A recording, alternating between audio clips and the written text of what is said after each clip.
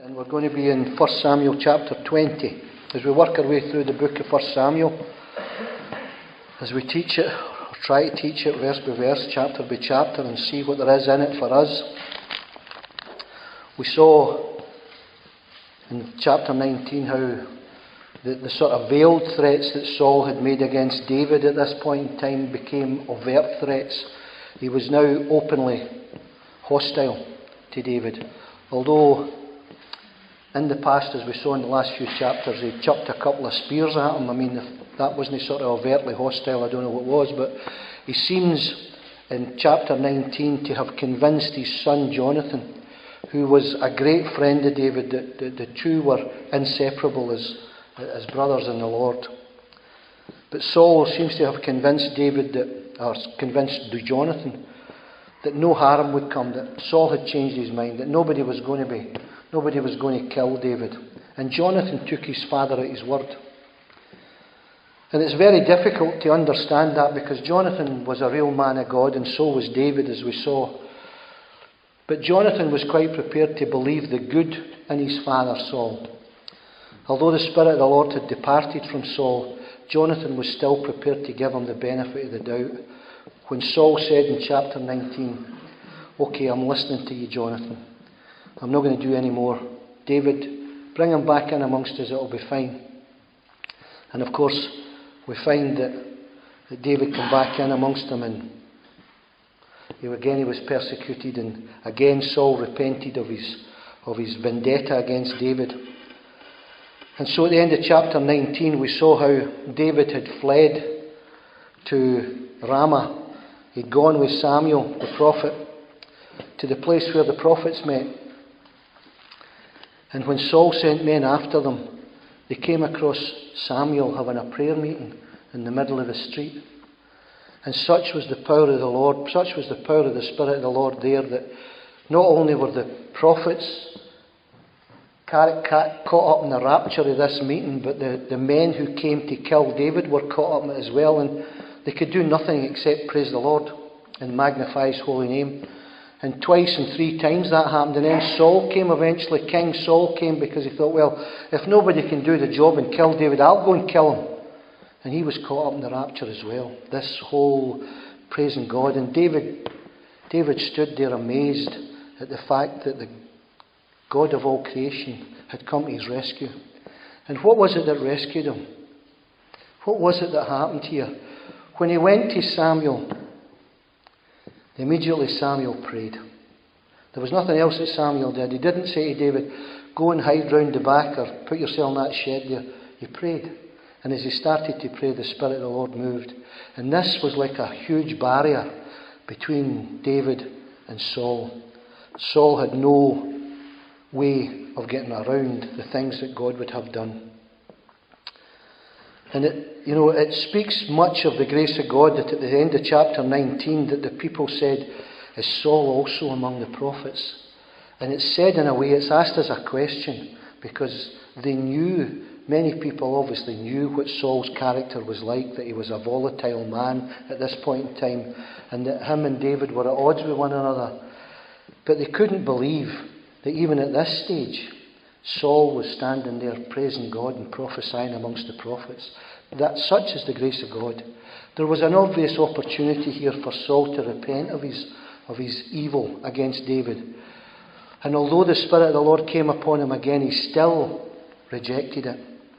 And we have to be careful that we don't get into that situation where our dislike and our discouragement for certain people is such that we won't accept the movement of the Lord in our life to bring about a reconciliation.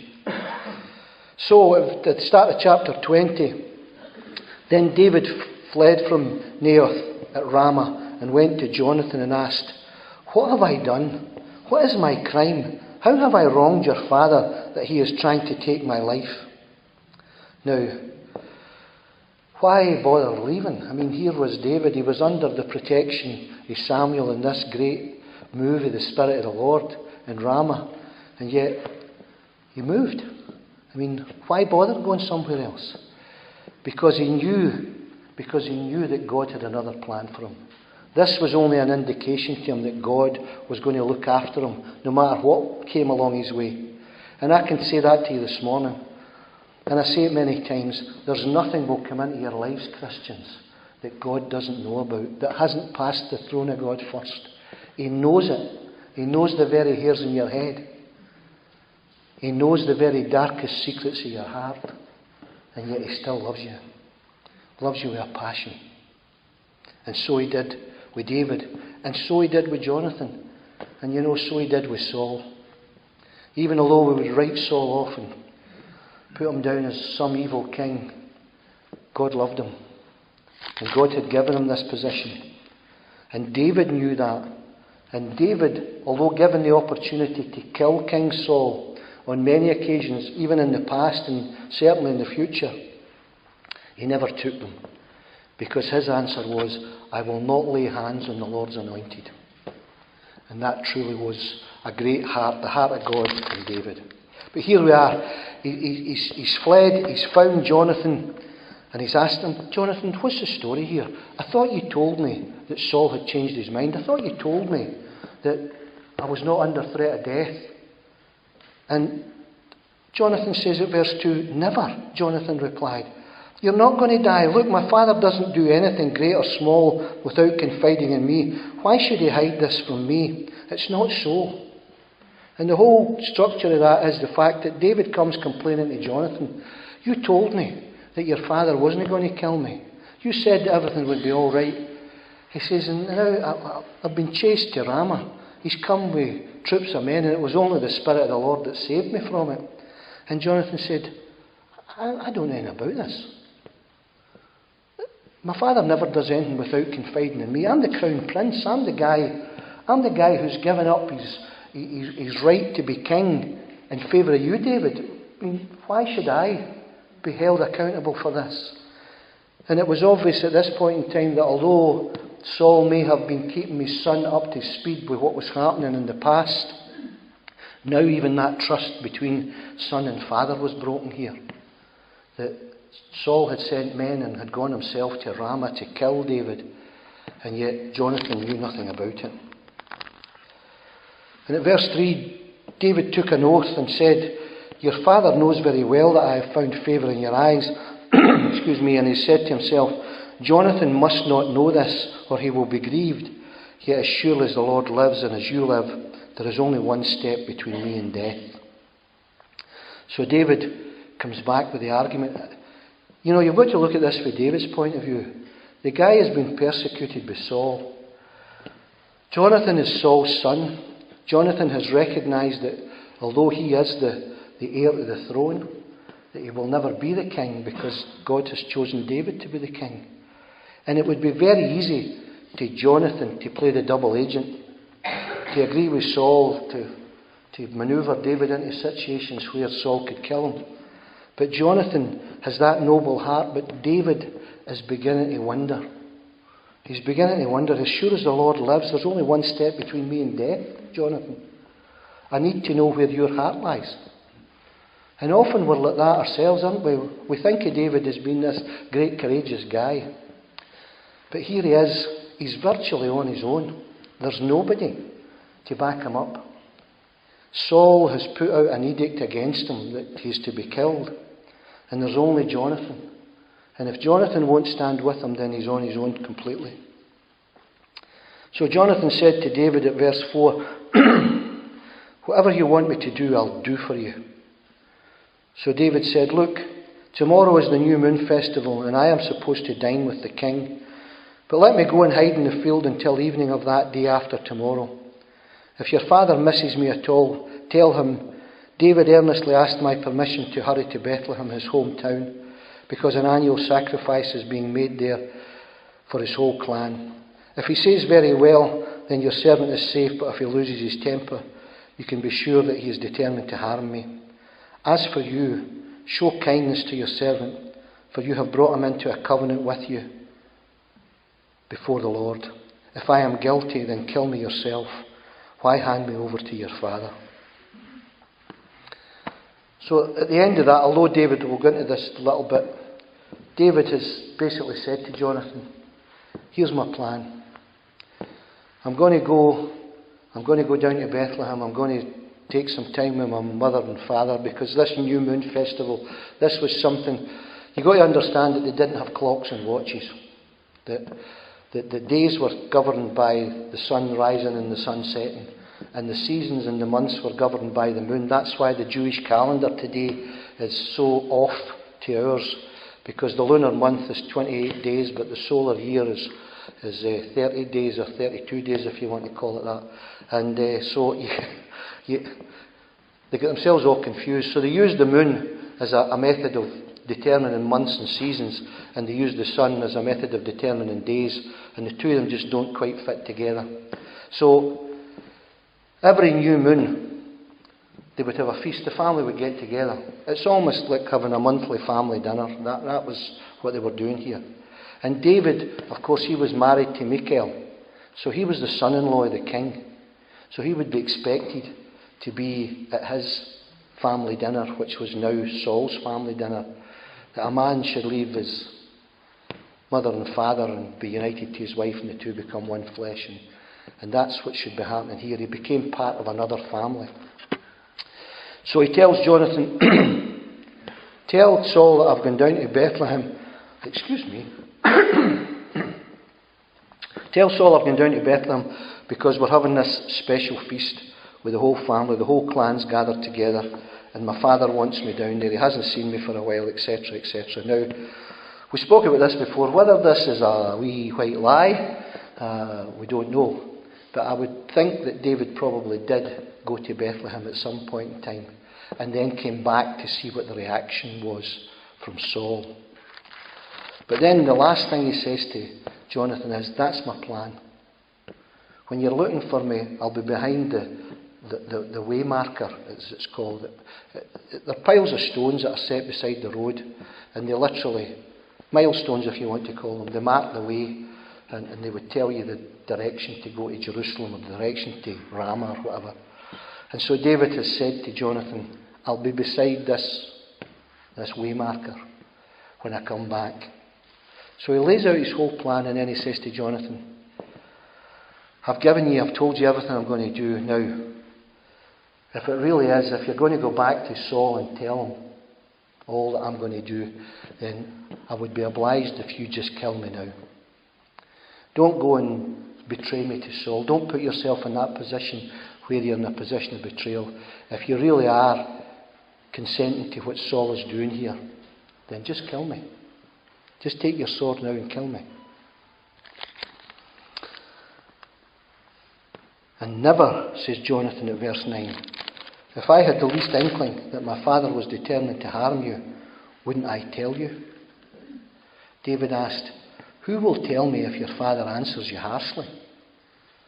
Come, Jonathan said at verse 11, let's go out into the field. So they went out together.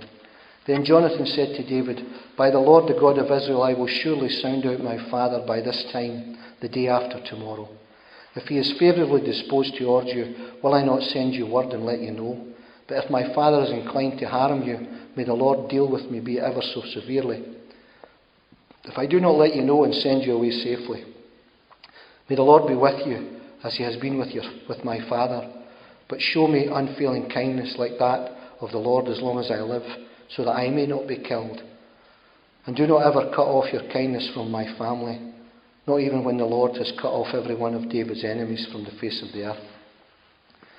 Now, this seems to be going in a million different directions here, but suffice it to say, when there was a change of a royal household in Middle Eastern politics, if the house of Jimmy came into the house of Graham and it was a kind of hostile takeover, then the house of Jimmy would kill everybody in the house of Graham, because they would be a threat to their leadership. So they would do away with them. And so that's what Jonathan was asking David. If I come back and tell you what's happening with my father, the only thing I want from you is I want this promise from you, David, that at some time in the future, when you become king, you will have the right and the opportunity to slaughter my family, because they would be a threat to you. And I'm asking you, don't do it. Break with the tradition. Break with the way that things have always been done, and let it be done in a godly fashion. So Jonathan made a covenant with the house of David, saying, "May the Lord call David's enemies to account." And Jonathan made David reaffirm his oath out of love for him, because he loved him as he loved himself. A great word there. We've spoken about this before, about loving ourselves. There's a difference between loving ourselves and loving self. Loving ourselves is a regard for your own respect and your own, the way that you live your life and the morality that you walk in and the way that you do things. The love of self is the love of the world. It's the love of the things of the world. And Jonathan had a love, and David had a love for each other they were literally bonded together in the love of the Lord. If you look at it, they had nothing in common. David was the 8th son of a sheep farmer down somewhere south of Bethlehem. Jonathan was the crown prince of Israel. And yet there was a bond between them. And that, to me, indicates the bond that God can create between people, no matter who they are, no matter what class they are, no matter how they feel about themselves, no matter how belittled they make themselves, or no matter how high they make themselves. God can make a bond between people where there was no bond before. He can make a way where there was no way. It's like the Queen, taking a sudden great and wonderful like for the homeless guy in the streets of London, and the streets of London guy having this great love for the Queen. I mean, to a point where they just were so bonded to one another. It just seems incredible, but that's the sort of situation we have here. David was no great guy, but Jonathan was a high and exalted official. So he asked David to reaffirm his oath. When all your enemies are destroyed, David, will you promise me? Will your yes be yes and your no be no? Will there be no retribution against my family? Then Jonathan said to David, "Tomorrow is the new moon. You will be missed because your seat will be empty. The day after tomorrow, towards evening, go to the place where you hid when this trouble began, and wait by the stone Ezel." That's just a marker stone. "I will shoot 3 arrows to the side of it as though I were shooting at a target. Then I will send a boy and say, 'Go find the arrows.'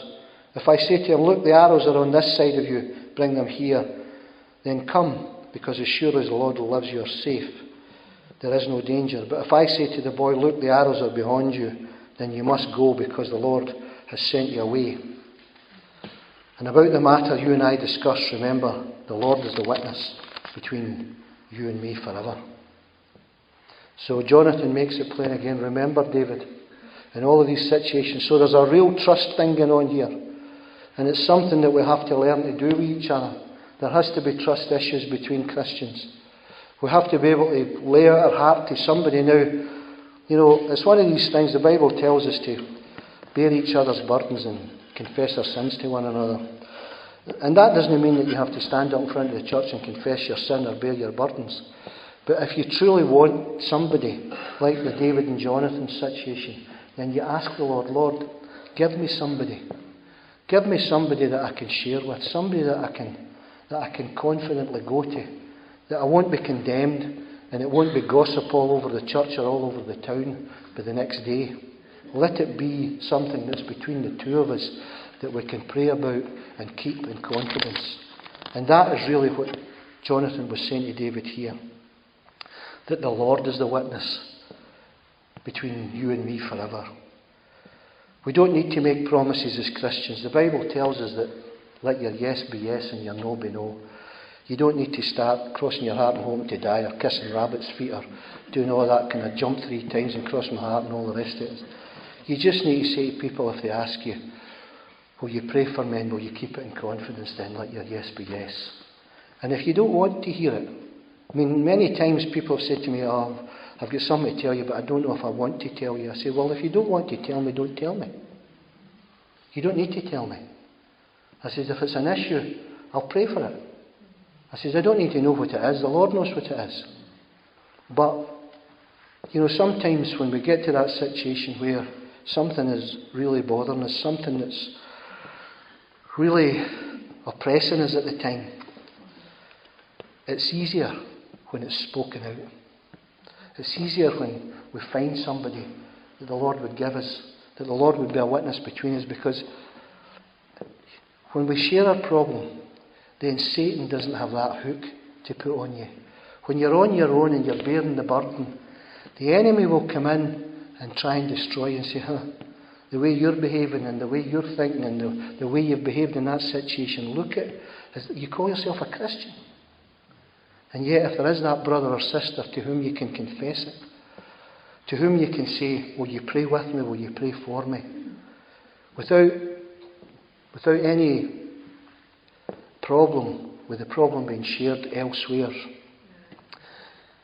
then whenever the enemy comes back and tries to rile you up about it again, you lift the phone and you go to your friend and say, I'm feeling the pressure again, will you pray with me? And that makes the difference. It does make the difference. Don't bottle things up within yourself. The whole world is screwed up by bottling the things up within themselves. You need to make yourself vulnerable. Vulnerable in the sense that you need to ask God, Lord, give me someone whom we can be a witness one to another, and that you would watch over it. There can't be anything worse. When a marriage breaks up or whatever, that there's such a breach of trust. That the person that you trusted so well had let you down so badly. And yet there has to be forgiveness and moving on as well. But this was something that David and Jonathan, this was something that was being put to the test between them. Let the Lord be the witness between you and I, David, that this covenant that we've made with one another is full and correct. And we're going to celebrate communion in a few minutes. And it is a covenant. It's a covenant that Jesus Christ made with himself, if you want to call it that. God did it himself. He knew that we were incapable of keeping a covenant. So he made the covenant for himself in his own blood, just the same as he did with Abraham. He knew that Abraham couldn't keep the covenant. So he made it. Remember I spoke about before about the animals being split in two and the two parties had to walk through it. Well, David and Jonathan had done this. And it was a covenant of such magnitude that it would never be broken. And if it was broken, then the one who broke it would literally be putting themselves up to be chopped to death. The same as the animal sacrifice. And we have a covenant in Jesus Christ. A covenant that the Lord is a witness of. That he died for our sin. That there's not a thing that we can do to add to our salvation. And not a thing we can take away from it. So David hid in the field at verse 24. And when the new moon festival came, the king sat down to eat. He sat at his customary place by the wall opposite Jonathan. I don't know, when you get into somewhere to eat, I like to sit against the wall. I like to see what's happening. I've read too much of the Bible. There's too many people throwing spears around, So he sat by the wall, and you've got to imagine this. This is a great dining hall, maybe a place the size of this. It may have been bigger. And there would be tables up and tables set out. This was for all the generals, for all the ministers, for all the government officials that Saul had, and for his family, of course. So they were all there. And Saul was sitting with his back to the wall, the paranoid Saul. If I'm going to get taken, I'm going to get taken from the front, So Abner was next to Saul. It's interesting because Abner was the head of the army. So it was an indication that, in some measure, a bodyguard, if you want to call it that. David's place was empty. Verse 26. Saul said nothing that day, for he thought, something has happened to David, making him ceremonially unclean. And surely he is unclean. But the next day, the second day of the month, David's place was empty again. Then Saul said to his son Jonathan, why hasn't the son of Jesse come to the meal, either yesterday or today? So there was, if you want to read back through Deuteronomy and Leviticus, you'll find that there's instances where you can be inadvertently unclean, and you've got to go through a kind of cleansing ritual for this to attend a festival, but it should only be maybe for a day. If it was a serious breach, it might have been for the whole festival, but for a one day. So Saul was there, and he obviously noticed that David was missing. And on the second day, David still didn't turn up. And he said to his son Jonathan, and notice how he puts this, why wasn't this son of Jesse here today? It's a derogatory remark. He doesn't say, where is David, my son-in-law, Michal's husband? He takes him back to his root. He takes him back to being the 8th son of a dirt farmer from Bethlehem. Where is this son of Jesse? Now remember, that was the way his own family treated him. Remember when David was anointed, we spoke about that when David was anointed king, and yet he was never even invited to the festival that Samuel had at his house. It was only afterwards that Samuel said, is there no other sons? Well, there's the boy out in the park looking after the sheep, but you'll not be interested in him. He's just the boy. He likes sheep. But Samuel said, bring him in, and we're not going to start this festival until this boy's here. And that was the first indication that David was even mentioned, the name. So here we have another situation where David is belittled in Saul's eyes. And of course, I need to push on with this. Jonathan makes the excuse. David's gone to Bethlehem. His father and mother wanted him to go down, and you know, I said to him he could go. I didn't think he would be angry about it. And then we see in verse 30 that Saul's anger flared up at Jonathan, and he said to him, you son of a perverse and rebellious woman. Not a very nice thing to say about your wife, is it? But you know, the insult wasn't aimed at his wife, it was aimed at Jonathan.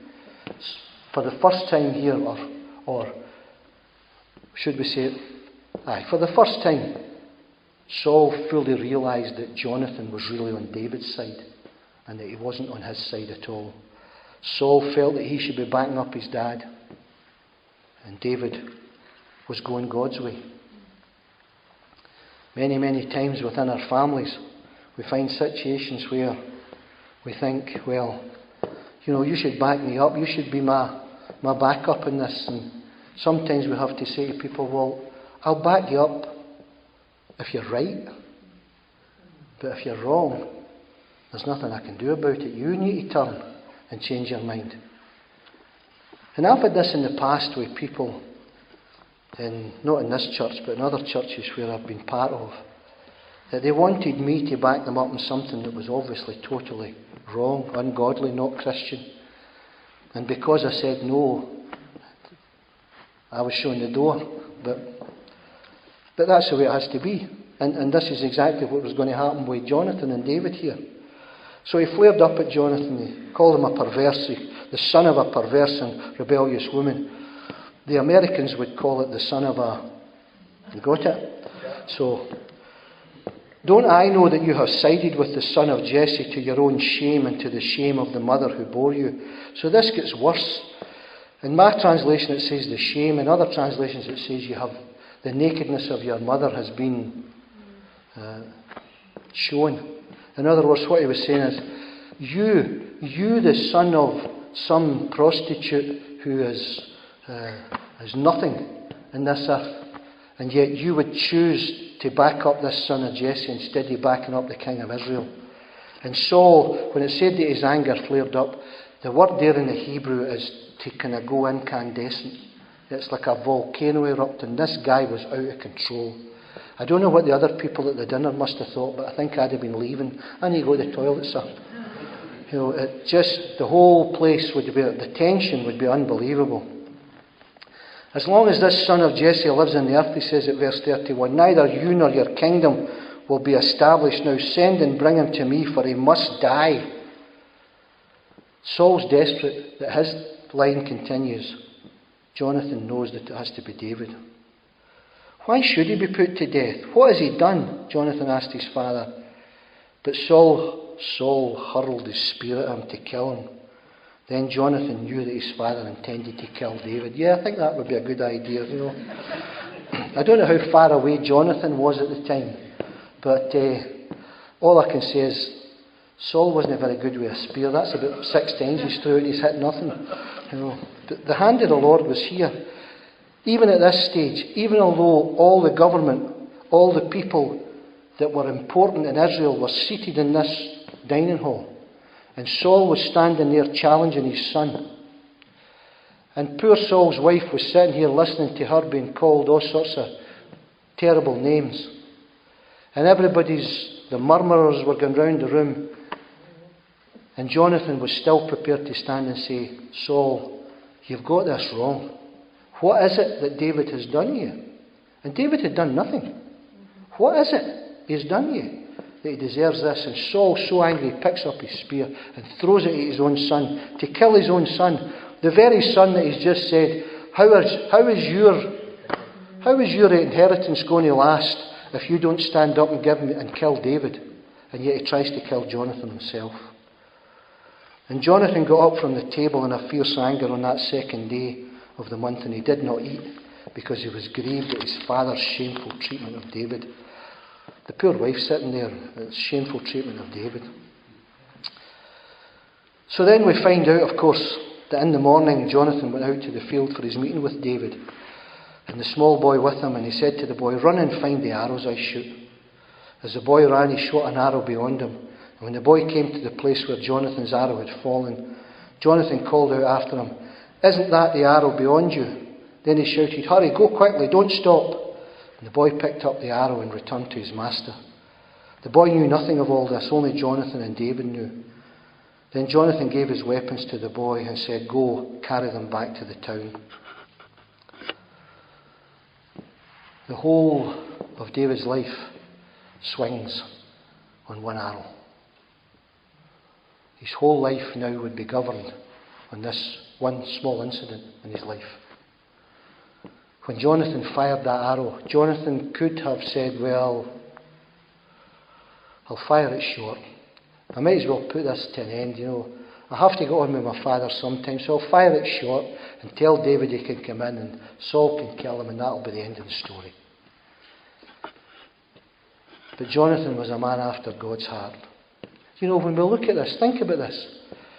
We've been given a great picture of David's heart. We've been given a great picture of Saul's heart. And we've been given a great picture of Jonathan's heart. Jonathan and David were like this. And yet, why would God choose David over Jonathan? Jonathan seemed to have been just as godly a man as David was. And yet God chose David. They used to say you couldn't put a cigarette paper between them. They were so alike. So why would God choose David? Because there were things in the future that God knew that only David could accomplish. A plan and a purpose for his life. And there was a plan and a purpose for Jonathan's life also. But it was a different plan. Jonathan had to learn to submit, and David had to learn how to trust. And this was the big trust issue here. We often get that situation that one small arrow fired in the wrong direction, one small incident in our life that can be life-changing. I remember when I worked in the prisons with the guys, and there was one of the guys, he actually, and I think Brian actually knew him at one time as well, up in Carstairs.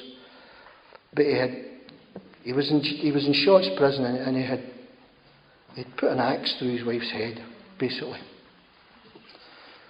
But he denied it.